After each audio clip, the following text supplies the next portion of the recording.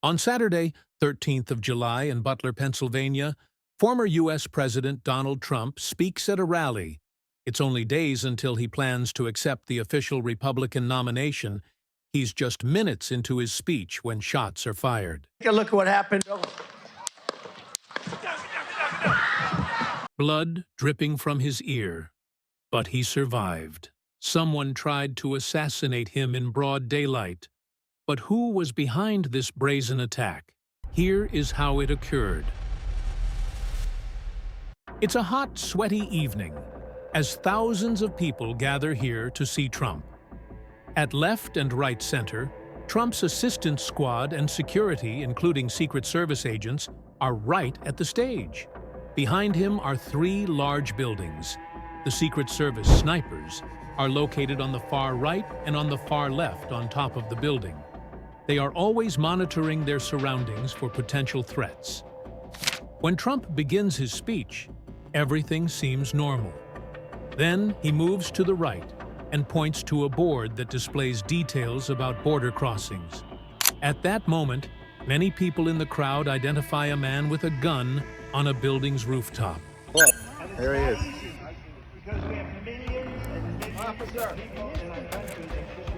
But now it's too late.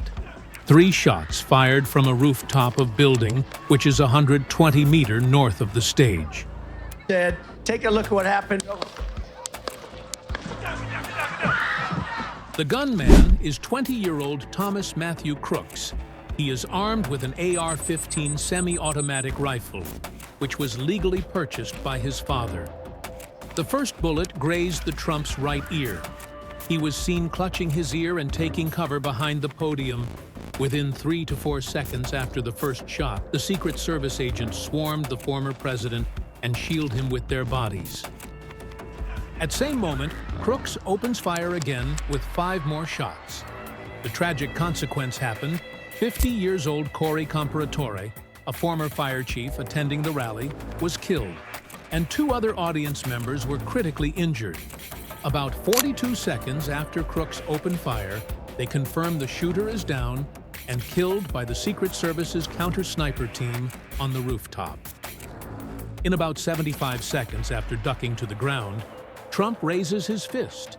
He's mouthing the words, "Fight, fight, fight." The crowd starts to chant for the former president as he leaves the stage. Then the Trump was immediately escorted off stage and taken to a nearby hospital. A photo of a bloodied Trump pumping his fist with an American flag in the background immediately traveled around the entire world.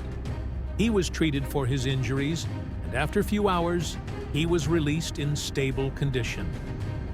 Just 2 days after the attack, Trump made a public appearance at the Republican National Convention in Milwaukee, Wisconsin. His presence there, so soon after the attempt on his life, was seen as a demonstration of his determination and resolve. The assassination attempt drew widespread condemnation.